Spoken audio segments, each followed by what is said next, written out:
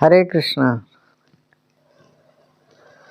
यहाँ पर अर्जुन अपने समस्या का हल नहीं कर पा रहे, इसलिए भगवान श्री कृष्ण से हाल के बारे में पूछ रहे, जब मैं कैसे अपना समस्या का हल कर सकूं। ऐसे संसार में बहुत सारे लोग हैं जो अपने समस्या का हल नहीं ढूंढ पाते हैं, इसलिए समस्या का वास्तविक हल जो है ये भगवान श्री कृष्ण के शरण में आने से ही मिल जाती है।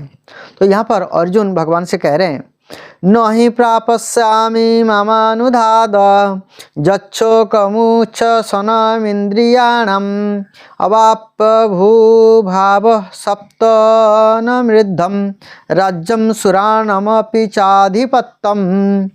मुझे इस दुख को दूर करने का कोई उपाय नहीं मिल रहा है जो मेरे इंद्रियों को सुखा रहा है। भले ही मैं स्वर्ग में देवता की तरह प्रभु स्वयं प्रभुता के साथ पृथ्वी पर एक समृद्ध बेजोड़ राज्य जीत लूं, फिर भी मैं इसे दूर नहीं कर पाऊंगा। वो बोलते हैं मैं बहुत बड़ा राज्य जीत सकता हूँ, जीत भी लूँगा, लेकिन अपने जो इंद्रियां हैं, अपने जो मन है, उसको मैं जीत नहीं पा रहा हूँ। मैं अपने ही उलझनों में फंसा हुआ हूँ। इसलिए कृपा करके मुझे बताइए हे कृष्ण, मुझे करना क्या है।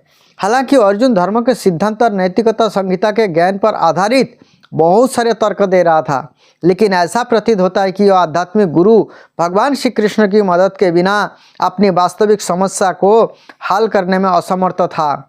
देखिए यहाँ पर अर्जुन जैसे व्यक्ति भी समस्या का हल नहीं ढूंढ पा रहे हैं, वो भी असमंजस से पड़ गए कि मैं क्या करूं। तो अब भगवान को गुरु बनाए, गुरु बना करके अपनी समस्या का सारा हल निकाल पाए। इसलिए हमें भी गुरु बनाना चाहिए और भगवान के शरण में आ जाना चाहिए, तो सभी समस्या का अंत हो जाएगा। वह समझ सकता था कि उसकी तथाकथित ज्ञान उसकी समस्या को दूर करने में बेकार था, जो उसके पूरे अस्तित्व को सुखा रही थी, और भगवान श्री कृष्ण जैसे आध्यात्मिक गुरु की सहायता के बिना ऐसे उलझनों को हल करना उनके लिए असंभव था। शैक्षणिक ज्ञान, विद्वता, उच्च पद आदि सभी जीवन की समस्याओं को सुलझाने में बेकार है। सहायता केवल कृष्ण जैसे आध्यात्मिक गुरु द्वारा ही दी जा सकती है। इसलिए निष्कर्ष वह है कि एक आध्यात्मिक गुरु जो 100% कृष्ण भावना भावित है, वह प्रामाणिक आध्यात्मिक गुरु है, क्योंकि वह जीवन की समस्याओं का समाधान कर सकता है। भगवान श्री चैतन्य ने कहा है कि जो कृष्ण चेतना के विज्ञान में निपुण है, चाहे उसकी सामाजिक स्थिति कुछ भी हो, वो वास्तविक आध्यात्मिक गुरु है। यहाँ पर गुरु बनने की योग्यता बताया गया है। गुरु सब नहीं बन सकते हैं। गुरु बनने के लिए यहाँ पर चैतन्य महाप्रभु ने कुछ बताए कि बा विप्र की बा नशी शूद्र के नय जय कृष्ण तत्ववेत्ता से गुरु है।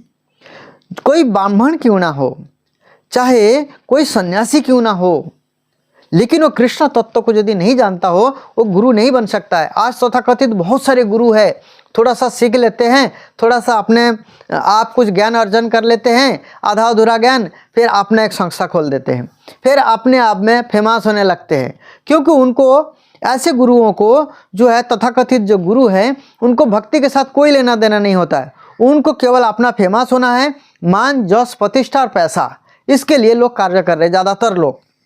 लेकिन जो गौड़ीय वैष्णव है, गौड़ीय वैष्णव चाहते हैं और वो सिद्धांत को जानते हैं, सिद्धांत के आधार पर जीते हैं और अपने जीवन को सचमुच इस संसार से निकालने के लिए प्रयास करते हैं। जब मैं कृष्ण भावना में पूर्ण तरफ से लागू और मैं इस संसार को निकाल करके, संसार से निकाल करके मैं भगवत धाम चला जाऊं, यही इनका उद्देश्य होता है गौड़ीय वैष्णवों का मेन करके। और इसलिए देखिए आज पूरे वर्ल्ड में लाखों करोड़ों लोग जो है कृष्ण भावना में जुड़ रहे। क्यों? क्योंकि इसमें कुछ है, कुछ मिल रहा है लोगों को, तभी तो कुछ लोग जुड़ना चाहते हैं इसमें। अच्छे अच्छे पढ़े लिखे लोग भी इसमें जुड़ जा रहे। रीजन, वो समझते हैं, सिद्धांत को जानते हैं। जब तक जीवन में सिद्धांत नहीं होगा तब तक व्यक्ति आगे नहीं बढ़ सकता है। अच्छा, शूद्र के नय, यदि व्यक्ति शूद्र हो और जो कृष्ण तत्ववेत्ता यदि शूद्र हो और सपाच का मतलब होता है जो बिल्कुल जो कुत्ता खा जाते हैं, चंडाल जैसे व्यक्ति, वो भी गुरु बन सकते हैं यहाँ पर। लेकिन वो कृष्ण तत्व को जानता हो तो भी वो गुरु बन सकता है, इसके अलावा नहीं। कृष्ण तत्व क्या है? कृष्ण तत्व देखिए, जीव तत्व होते, शिव तत्व होते, कृष्ण तत्व होते। ये सारे तत्वों को सही सही जान लेना ही जो है गुरु बनने का अधिकारी बन जाना। इससे कोई फर्क नहीं पड़ता कि कोई व्यक्ति विप्र अर्थात वैदिक ज्ञान में विद्वान हो, बहुत विद्वान है, लेकिन वो कृष्ण तत्व को नहीं जानता हो, गुरु नहीं बन सकते।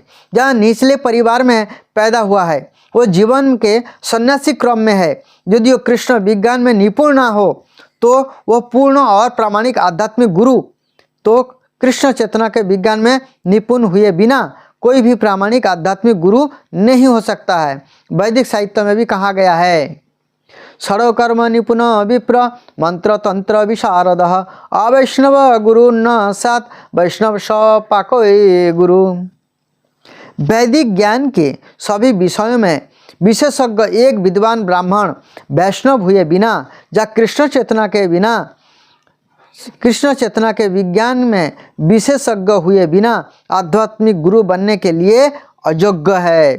देखिए, मेरा बात नहीं है, शास्त्रों की बात है, इसलिए शास्त्रों को पढ़ना चाहिए, श्रीमद् भगवद गीता पढ़ना चाहिए और अपने आप को जानना चाहिए। जब हम गुरु किसको बनाएं? आज लोग भेड़ चाल में चल रहे हैं और जिनको जो फेमस हो गया वो हमारा गुरु है, जो फेमस हो जाते हैं वो हमारा गुरु है। वो भक्ति का कुछ भी नहीं जानते हैं, केवल अपने आप को धोखे में रखता है। और लोग उनको आज गुरु बनाना पसंद करते हैं जो कोई नियम नहीं देते हैं, जो मंत्र चाहिए वो मंत्र ले लो। हम भी ऐसे ही ठगना चाहते हैं, ऐसे ठग लोग बैठे होते हैं संसार में, और हम भी निश्चिंत हो जाते हैं कि हमने गुरु बना लिया, हमारा तो उद्धार हो जाएगा।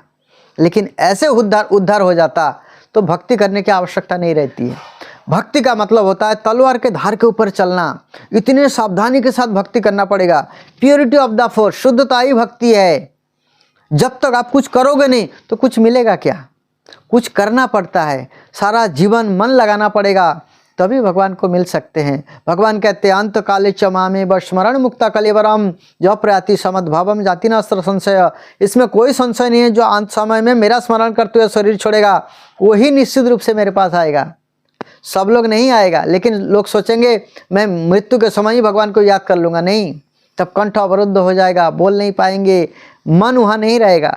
वो तो कृष्ण की कृपा से, कृष्ण की मदद से ही हम भगवान को स्मरण कर सकते हैं। कृष्ण कृपा करेंगे तभी होगा। तब कृपा करते हैं भगवान जब हमारे प्रयास इतना हो जाता है, उसके अलावा भगवान कृपा नहीं करेंगे। इसलिए इस धोखे में ना रहे। वैदिक ज्ञान के सभी विषयों में विशेषज्ञ एक विद्वान ब्राह्मण वैष्णव हुए बिना या कृष्ण चेतना में विज्ञान में विशेषज्ञ हुए बिना आध्यात्मिक गुरु बनने के लिए लायक ही नहीं है। एकदम साफ साफ बताया गया है, ये लायक ही नहीं है गुरु बनने की। चाहे आप जितना मर्जी आप गुरु बना लो, अपने आप को मानने लगो। आध्यात्मिक गुरु बनने के लिए अयोग्य है, लेकिन निचली जाति के परिवार में जन्मा व्यक्ति आध्यात्मिक गुरु बन सकता है यदि वह वैष्णव है। मैंने पिछले ये में प्रवचन में बताया था वैष्णव कौन है। इसलिए वैष्णव बनने का प्रयास करें। वैष्णव के अलावा आप भगवत धाम भी नहीं जा सकते हैं और गुरु भी नहीं बन सकते हैं, क्योंकि वैष्णव जो है वो कृष्ण भावना में वृद्ध होते हैं, कृष्ण भावना में पूर्ण रूप से लगे होते हैं। भौतिक अस्तित्व की समस्याएं, जन्म, बुढ़ापा, बीमारी और मृत्यु का मुकाबला धन संचय और आर्थिक विकास से नहीं किया जा सकता है। दुनिया के कोई हिस्से में ऐसे राज्य है जो जीवन की सभी सुविधाओं से परिपूर्ण है, जो धन संपदा से भरपूर है और आर्थिक रूप से विकसित है, फिर भी भौतिक अस्तित्व की समस्याएं अभी भी मौजूद है। ये अलग अलग तरीके से शांति की तलाश कर रहे हैं, लेकिन ये वास्तविक खुशी केवल तभी प्राप्त कर सकते हैं जब एक कृष्ण या भगवत गीता और श्रीमद् भागवतम कि कृष्ण के विज्ञान का गठन करते हैं। कृष्ण के प्रामाणिक प्रतिनिधि कृष्ण चेतना वाले व्यक्ति के माध्यम से परामर्श ले सकता है वो।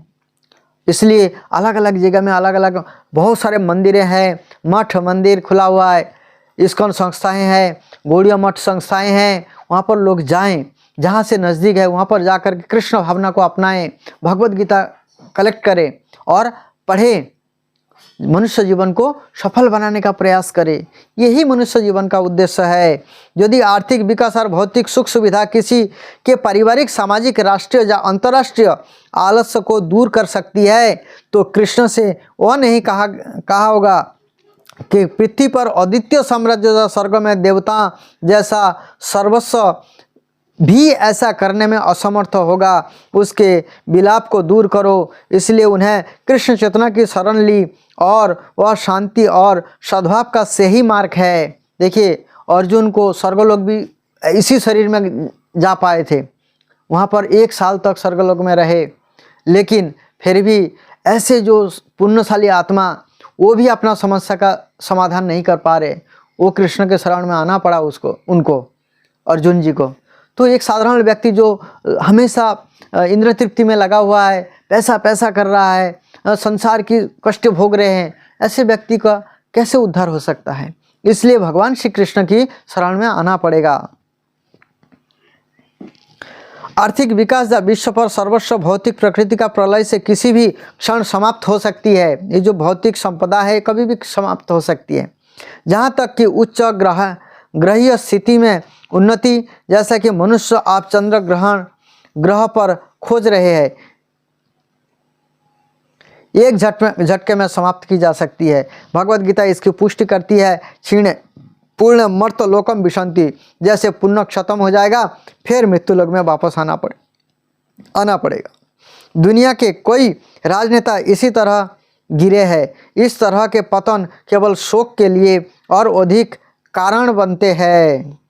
क्योंकि ऐसे लोग जो क्यों गिरते हैं? क्योंकि आहार निद्रा भय मैथुन में लगे हुए हैं, फिर से नरक जाना पड़ता है, फिर से जन्म लेना पड़ता है, फिर से मृत्यु होती है। इस प्रकार से चक्र चलता रहता है। इसलिए यदि हम अच्छे के लिए विलाप का रोकना चाहते हैं तो हमें कृष्ण की शरण लेनी चाहिए, और कोई शरण नहीं देंगे।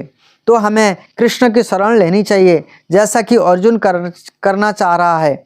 तो अर्जुन ने कृष्ण से उसके समस्या का निश्चित रूप से हल करने के लिए कहा, और वही कृष्ण चेतना का मार्ग है। तो हमें भी आध्यात्मिक गुरु के पास जाना चाहिए और भगवान श्री कृष्ण के बारे में जानना चाहिए, इस संसार से निकालने का रास्ता खोजना चाहिए। यही बुद्धिमानी है, यही मनुष्य जीवन का उद्देश्य है। हरे कृष्ण।